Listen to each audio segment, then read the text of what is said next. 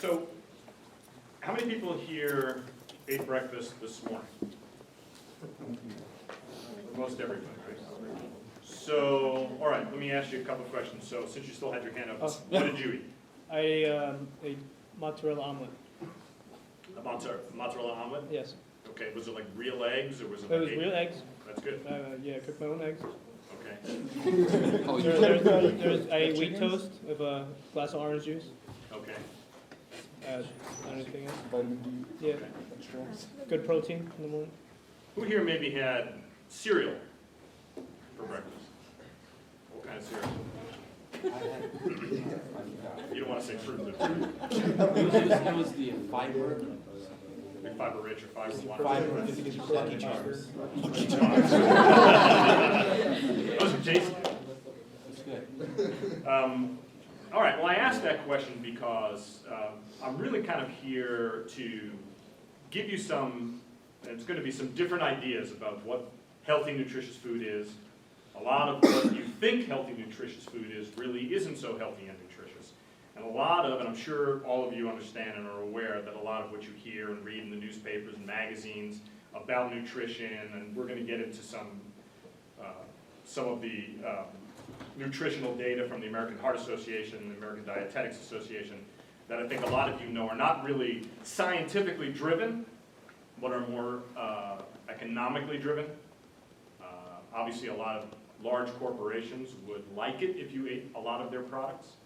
And so a lot of that information, a lot of the information that you hear, if not most of the information that you hear, is really not what is scientifically so. So again, what I would like you to do is, the truth is, I really don't care if I get through my stupid presentation all the way. What I care about very much is that you understand what I'm saying and that you ask me questions. I don't care if you completely disagree with me. Stop me in the middle, ask me, because if I go on to the next slide and I keep yapping away and you don't agree or believe what I've said, then I've lost you and I don't want to lose you. I really want to make sure that by the time you walk out of there, you've learned one or two or three things that make you go, that was interesting. All right? So it isn't rude. I want you to stop me in the middle of my presentation and say, hey, I have no idea what the hell you're talking about. I completely disagree. Can you explain that further? Is that agreed? All right, okay. Good. What's that? Okay. All right, so you all heard you are what you eat, right? Yeah. Who wants to tell me what they think that means? Anybody want to take a guess, take a stab, like what it means to them, what that phrase means? Is it pretty straightforward? Yeah. Okay. Well, I'm going to suggest to you, and this quote here underneath, you are what your body does with what you eat, that phrase was coined by a friend of mine, Dr. Jeff Volek. And who does a lot of research at the University of Connecticut on nutrition, exercise and nutrition. And when I heard him say that, it really resonated with me. And this is actually a new presentation that I've actually kind of created for you guys, in which this phrase forms the basis of how you should look at nutrition and what you eat. Everyone know who that is? Mark Twain. It ain't what you don't know that gets you into trouble. It's what you know for sure that just ain't so. And a lot of what I'm going to try to show you today is stuff that you've heard Dr. Oz, all of these famous guys say about nutrition, that eating cholesterol clogs your arteries, eating fat makes you fat, and all that kind of nonsense that just absolutely isn't so.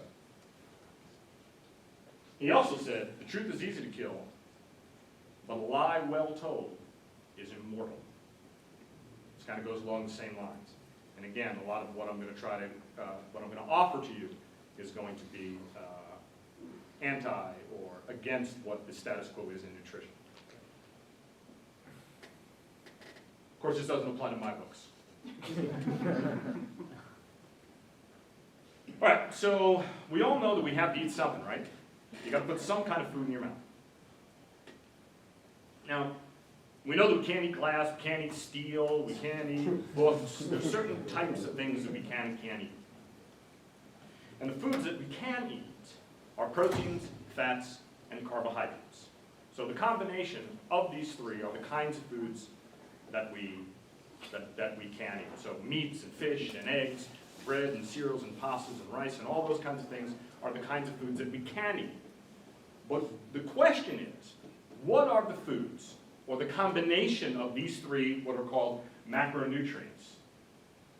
What combination of these foods should we be eating to best serve our body's nutrition? So that's the question. Oh my gosh, someone's calling me. Now, I don't know if any of you knew this, but fats and proteins are essential to life. You have to eat fats and proteins or you're dead.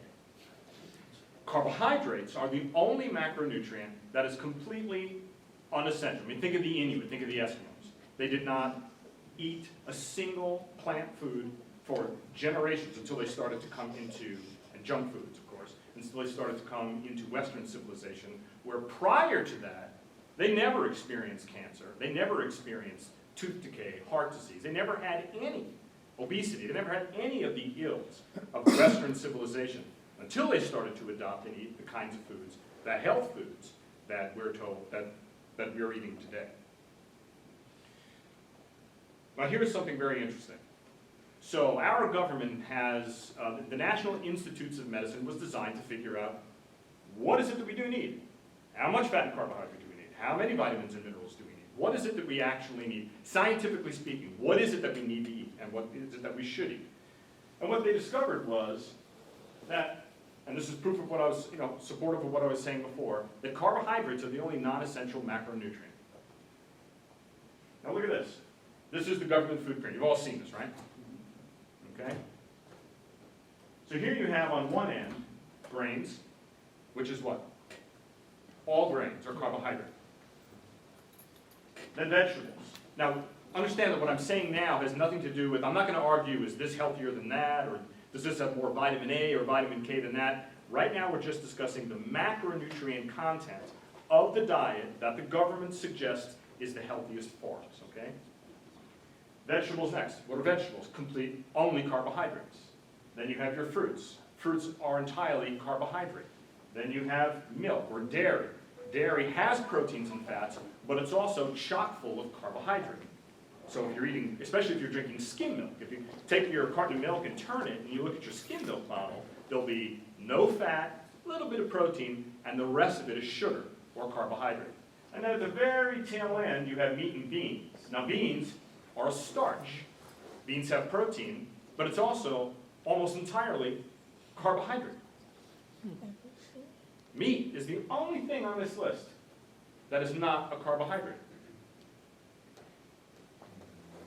So our government and the powers that be, Dr. Oz, the ADA, the AMA, the ADTA, and all of these government organizations, almost every article you read in every magazine or newspaper or periodical is suggesting that we should be eating 80% of our diet should come from a macronutrient that we don't even need.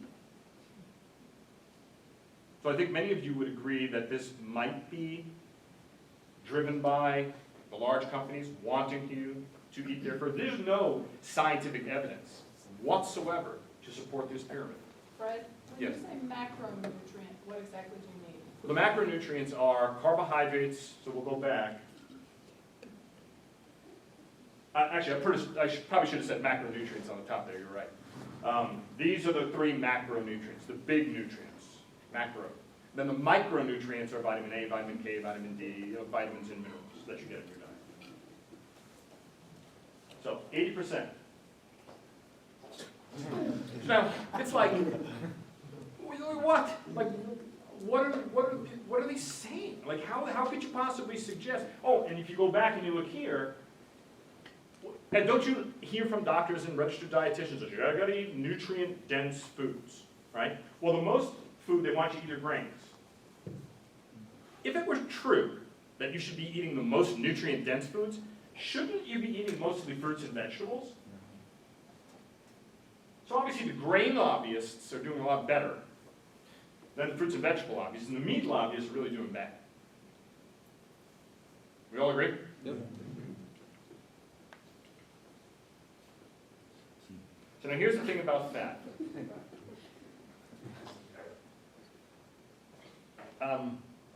Fat is the most nutrient-dense of all of the macronutrients, meaning compared to carbohydrate and protein. Fat is like rocket fuel for your body. You hear all the time that carbohydrates, our body runs on carbohydrates, and carbohydrates are the preferred source of fuel. And yeah, that's true if you give yourself 80% carbohydrate. You're essentially telling your body, okay, we want to use carbohydrate for our fuel. And it's one of the reasons why you'll eat a breakfast cereal in the morning, or you'll have a muffin in the morning, and an hour or two later, you're either crashing in your seat or you're hungry again. Because carbohydrates burn very, very quickly. They're used up like that. It's like putting the fire on the cotton. Fat, on the other hand, burns, it's like sterno fuel underneath, like when you go to one of those parties and they have little sterno cans, it just burns and burns and burns steadily for a long period of time. The problem with getting your body to burn fat for fuel is that you've got to speak that language to your body. If you're giving your body primarily carbohydrate, again, the only macronutrient that we don't even need, then your body will not burn fat efficiently, and in many people who are predisposed to obesity at all, for fuel. And here's the thing, and we were just talking about this earlier. Think of your body as a freight train going down a track. We'll call it the carbohydrate track. You're eating carbohydrate, you're eating cereal in the morning with your banana and your juice and your toast. Then you have pasta for lunch, and then for dinner you have rice and beans and a little bit of chicken here and there. If most of your calories are coming from carbohydrate, and you want to switch from carbohydrate burning to stored body fat for fuel for burning, so that you become leaner and that you have energy morning, noon, and night. So by the time you get to 9 o'clock at night, you still have to study. You feel fine. You're just like an engine that keeps on going. Your body, that freight train has to slow down, halt, switch, and then get going again. But the momentum that it takes to slow it down, or the lack of momentum, and then the momentum that you need to get your body going on that body fat burning track, takes time. So a lot of people, and we're going to discuss what you should eat in a moment, a lot of people who have been eating a lot of carbohydrate for a long time, and maybe shunning fat a lot because, like we were discussing, going and picking a yogurt, and you look and you say, is this a low-fat yogurt? Yes. Is this a no-fat yogurt? Yes. And they eat that. So they've been eating very little body fat, and eating very little fat and a lot of carbohydrate. Some people's bodies take a long time to adjust. Could be weeks. In fact, the Arctic explorer Vladimir Stefansson these were English explorers. Anybody ever heard of them? Guys who went to the Arctic, explored the Arctic. But when he and his men ran out of rations, they ran out of food because they lost where they were going, met up with the Inuit and the Eskimos, and were eating their fare. Some of their men, within 3, 4, 5 days, fat adapted to that food. Some men took weeks, some men took months in order for their bodies to adapt. And so they felt like they had even less energy than they had before. But after a while, not only did they start to experience more energy than ever, but they also experienced far greater health benefits from a diet that was almost primarily 70 to 80% fat in their diet. So again, we've talked about the typical breakfast. Now look at that. It looks healthy, right? Nice grains, and you got strawberries and blueberries, which all have vitamins and minerals in it. That is true. And again, remember, we're not really arguing the health of it right at the moment. We're talking about what it consists of, the macronutrient content. What you're looking at here is a bowl of sugar.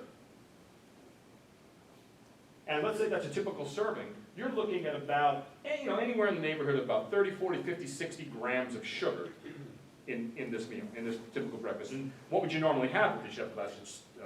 Orange juice with it. You'd have, and by the way, here's the question.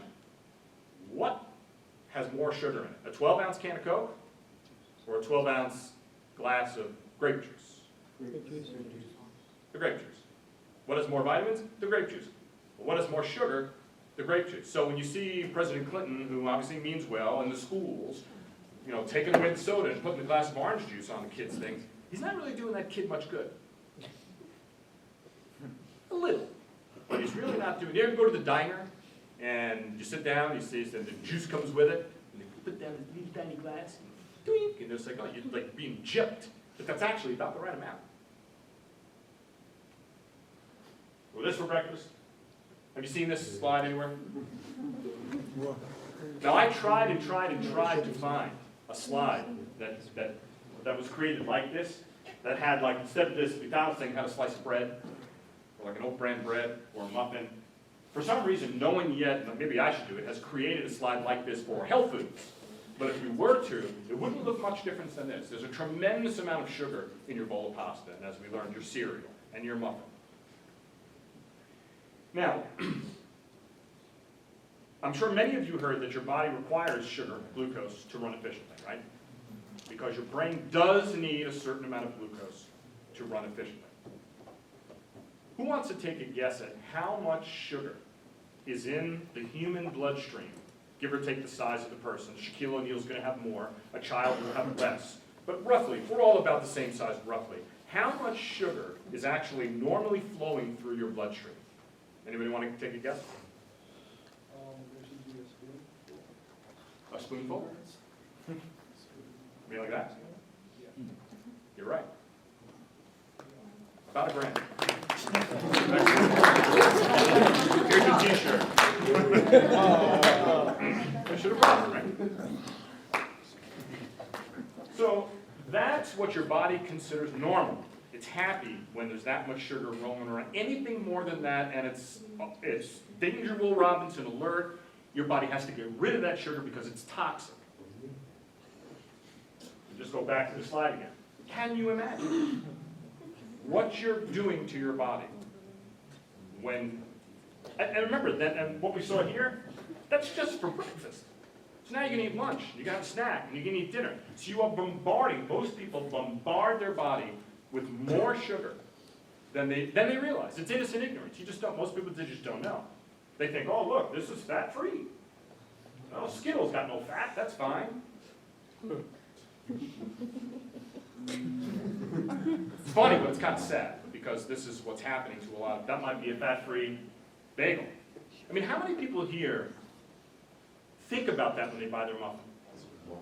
I gotta get the fat-free one, or I'm gonna get the fat-free this, without any real thought as to whether or not the amount of sugar in that food is high. Am I right? This is what I tell my clients. I said, what'd you have for breakfast in the morning? She goes, well, I had a bowl of oatmeal. I said, yeah, the bowl of stupid is what you had. Okay, so Fred, seriously, this is what Dr. Oz tells us that we should have for breakfast. is That's right. oatmeal. Because Dr. Oz is a good surgeon.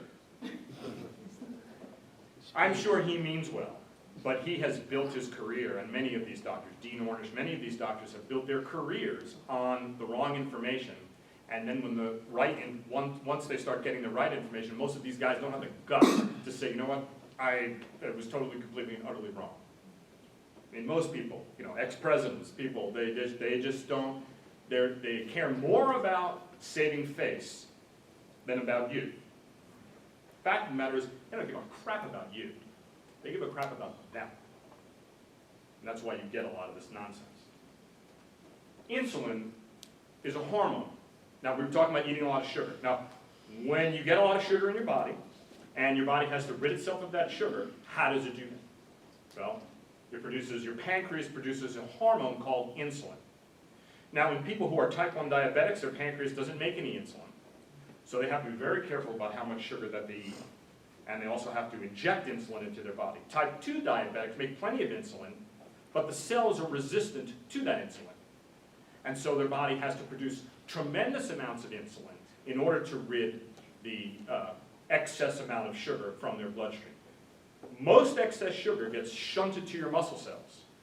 But if your muscle cells are already fairly saturated with sugar, glycogen I should say, but it's basically sugar.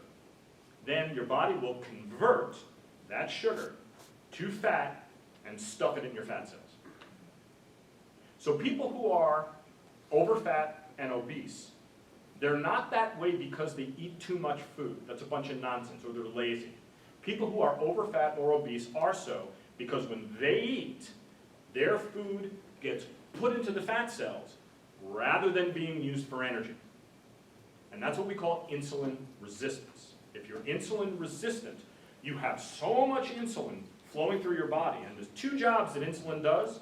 One we know, it gets rid of sugar from your bloodstream. The second one, its second main job, and arguably its first main job, is to put fat into the fat cells and lock it there. And if your insulin is chronically high, fat ain't coming out.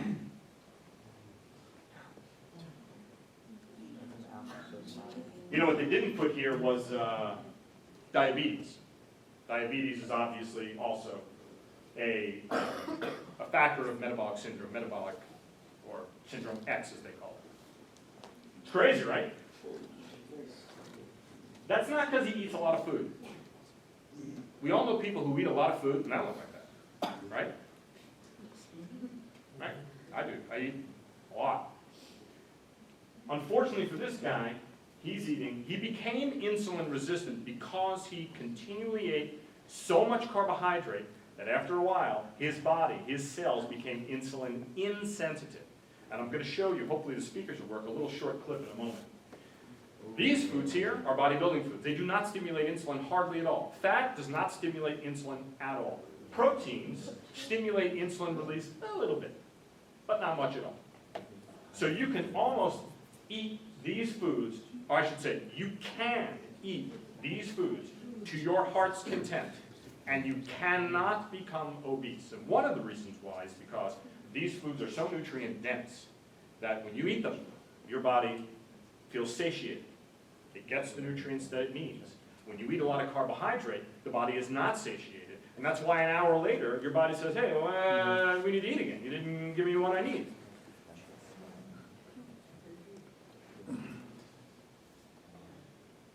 Looks like I'm going to have a heart attack, right?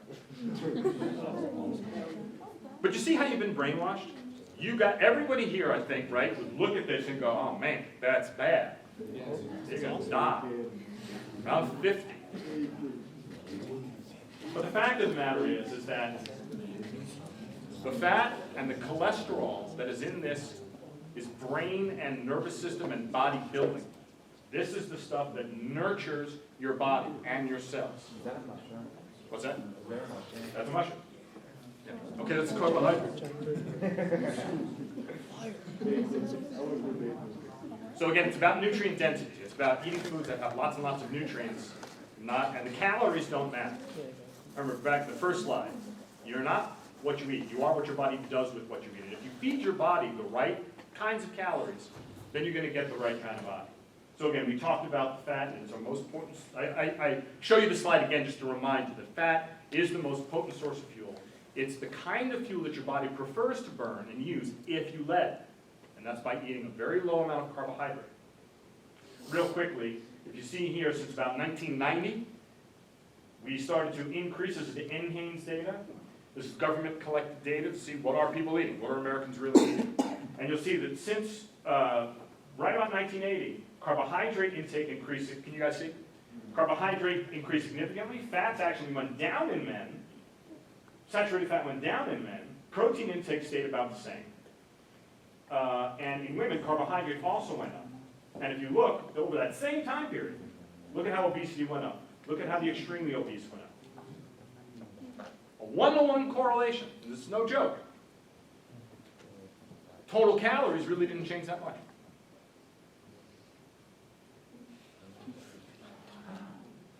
Cannibalism. That's what your body does to you when you don't eat enough fat and protein. If you don't eat enough fat and protein, your body's going to eat itself. It's going to eat your own bone tissue, organ tissue, muscle tissue for the fat and the protein that you're not taking in. And it's very slow. You don't necessarily feel it while it's happening, obviously. But it is a form of self-cannibalism. And that's one of the reasons why you don't experience it now young, But as you get to be 30, 35, 40, 45, you wonder why the things that you used to do when you were young, you can't do anymore.